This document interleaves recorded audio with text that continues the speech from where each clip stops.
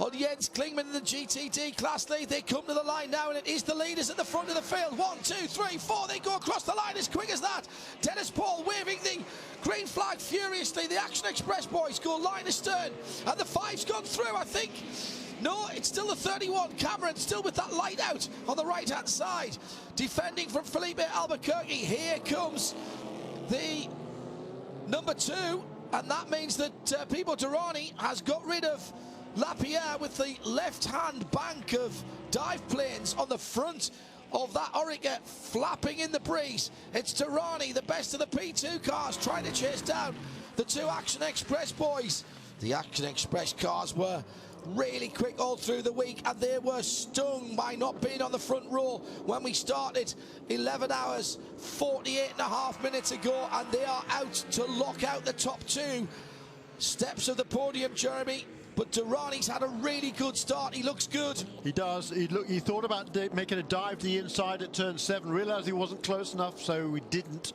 Tucked him behind him, and you know, once these DP cars get up to full steam, they're very, very difficult to pass.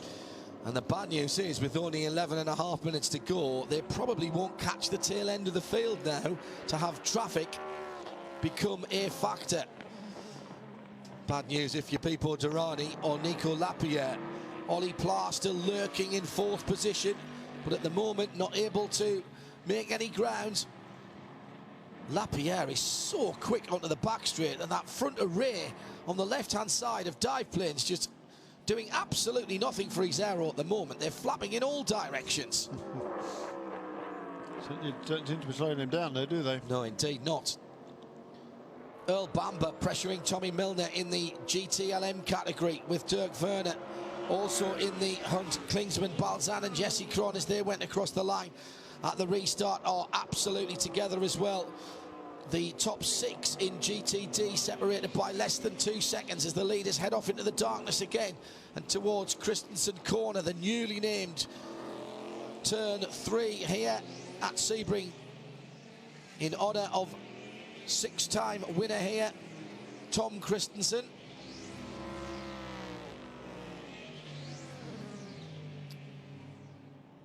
And Dirk Werner's gone into 2nd place in GTLM. Earl Bamber's lost out there, so the BMW goes through into 2nd. Farnbacher has gone up into 3rd in the GTD category. The number 100 BMW all of a sudden has dropped all the way back to 6th position in GTLM. So GTLM is Milner, Werner and Bamber. Corvette, BMW number 25 and 912 Porsche in 3rd position. Richard Westbrook back up into 4th as John Edwards has dropped back. In GTD, Klingman still, but only just by 0.3 of a second over Balzan. And then it's Mario Farnbacher. Super Mario's not out of this, you know. He really is not. GT LM battle with Dirk Werner looking up the road for Tommy Milner. He's been split. Got a couple of GT cars, including the 22 Porsche of Lee Keane, right ahead of him. Yeah, Jesse Kroner lost a couple of positions at that restart. He was 3rd, he's now 5th, but it's so close again in GTD. Brian Sellers is in the picture now in the 48 Yep. Paul Miller Racing Lamborghini. Leaders across the line. Derani as close as he has been as he goes into turn number 1 behind Felipe Albuquerque. Just 0.3 of a second. Lapierre is dropping away into the clutches of Olivier Pla. Mark Coustens has had a decent restart as well. He's making up time, but 9 seconds further back for the 90 Visit Florida car. Oh, no mistakes now, guys.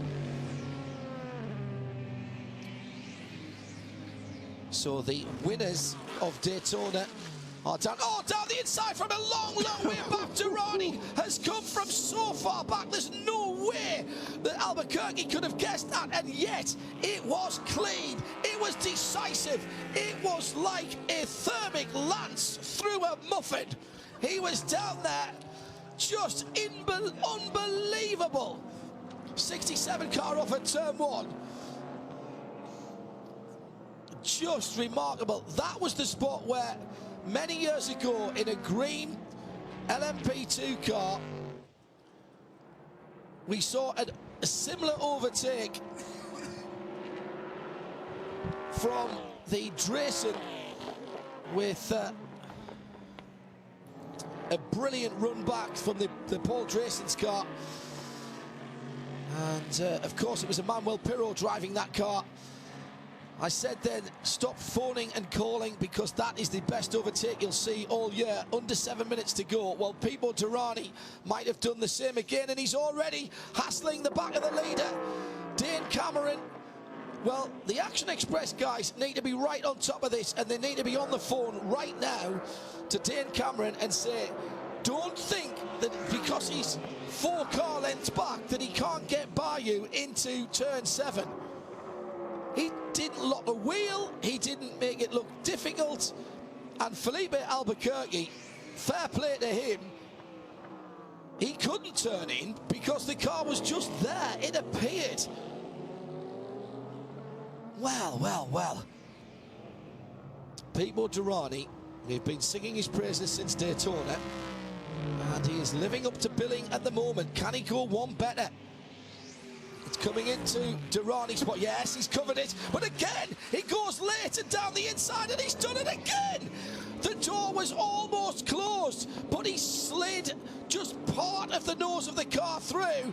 That's a clean pass again, and even though Dane Cameron knew it was coming, he couldn't hold him off.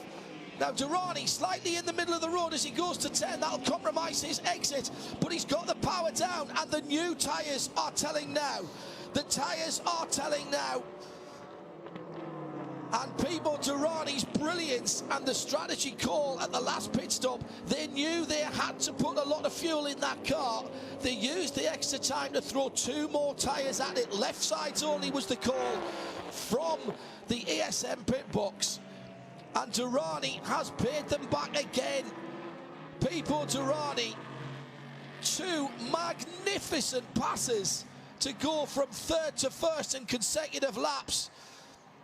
And Felipe Albuquerque is now under pressure from Nico Lapierre. 2nd, 3rd and 4th very close together, but Derani has gone. He's cleared off Olivier Plat in 5th position. Jeremy, have you ever seen anything like this? Cameron had covered the pass, he did everything right. He did absolutely everything right, and he thought, right, I've got this. He's not no way as close as I can pull across to take my line, and that's when Pipo Derani said, okay, thank you very much indeed, the door is now open, I'm going to go down there. It was a great pass, absolutely as you say. Perfect. Nothing that Cameron could do about that. He anticipated as much as he possibly could. He just didn't anticipate how much of an advantage having those new Continental tyres on that Ligier. Lapierre now wants to join the party. The 2 Action Express guys are actually starting to fight amongst themselves, Jeremy, and that might play into the hands yet of Lapierre and Olivier Plat. 4 minutes to go. Halfway round lap number 236. I'm actually shaking, having seen that overtaking manoeuvre by Pipo Derani. Not once, but twice.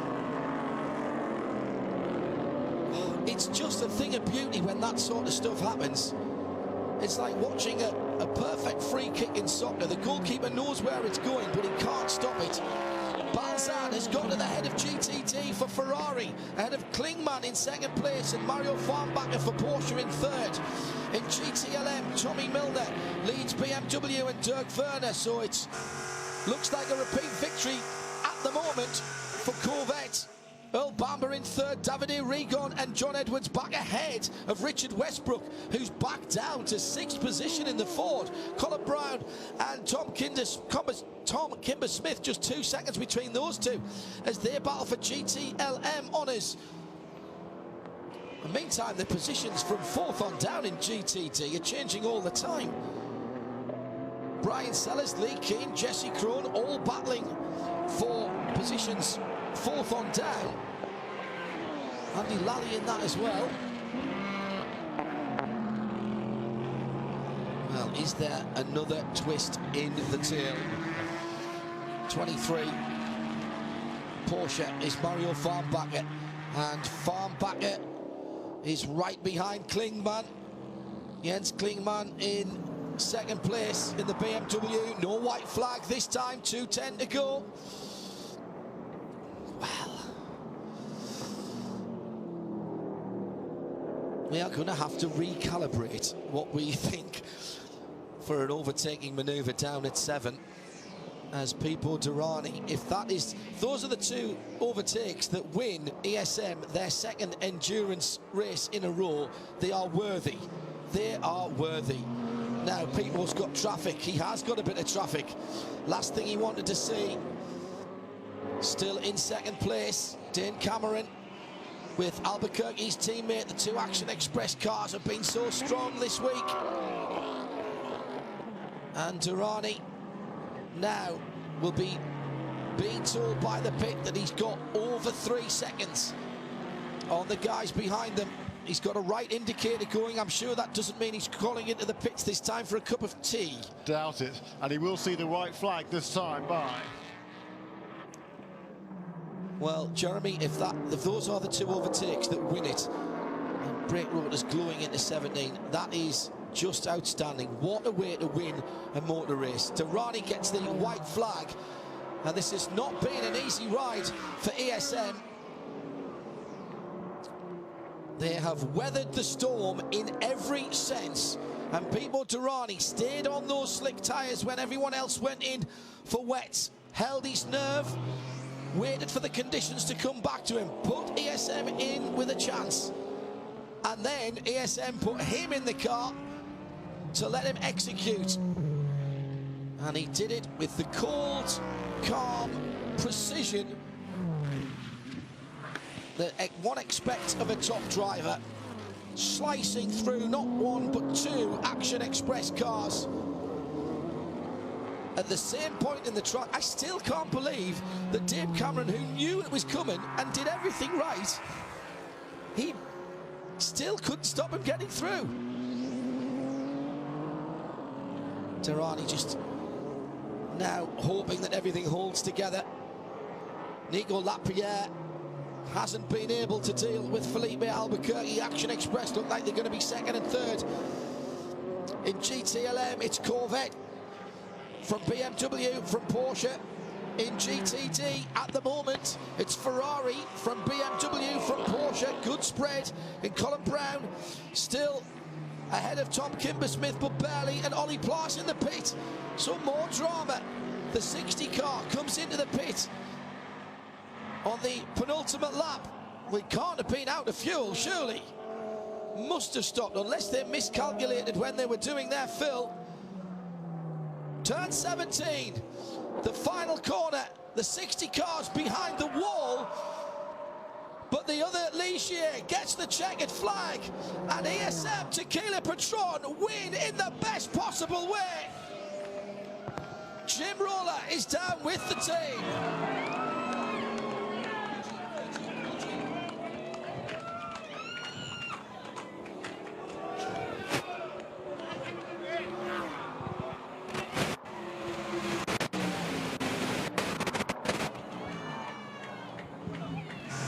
Well, I think we might be, that was the team celebrating. We'll listen out for Jim Roller trying to get an interview with one of the teammates down there. Meantime, in second place, it was Action Express 31 in third. Ed Brown. I've got Ed. Ed Brown, you've won the 36 Hours of Florida, buddy. Congratulations. Yeah, it's unbelievable. I mean, you know, this guy is special. Pipo has just... we raced against him all last year in the WEC, and we're so fortunate to have him. But this team is so good. We had the odds against us all day today, and we fought back and fought back. But what a great team effort, and it's unbelievable. I can almost retire soon. Where'd you find this kid? You know, he's part of Oak Steel. So when we joined up, it's the U.S. has never seen a kid like this, you know, and it's, I was laughing earlier. I said, IMSA ought to pay us because we're bringing this kid for the show. It's unbelievable. Oh, fantastic. Congratulations. Yeah, thanks very much. That's the same chassis has won at the Rolex 24 Daytona, at the Mobile 12 Hours of Sebring, powered by Fresh from Florida. The next time we see that car...